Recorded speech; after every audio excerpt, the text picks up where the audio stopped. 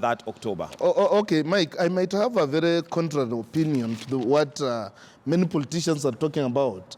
Before, Raila Odinga talked about Punguza Mizigo being Punguza Gunia in quotes.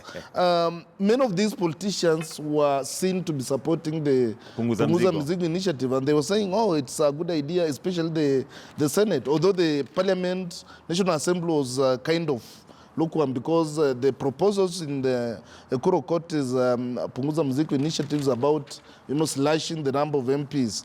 But all of a sudden, after Raila's statement in Kibera, then you realize everybody has now turned against the Punguza Mizigo initiative.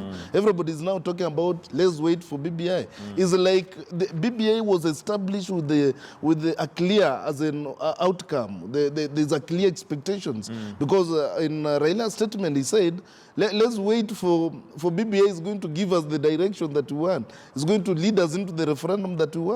And yet we are being told we expect the outcome recommendations. Are we sure that the recommendations will be about referendum? Yeah, there's been that narrative that some feel the BBI or the Building Bridge initiative took off with already a result or outcome, something that they were waiting to. And which is not good for a democracy like Kenya, because if it's people driven, then we expect that the outcome resonates with the people, with what people imagine and what people say.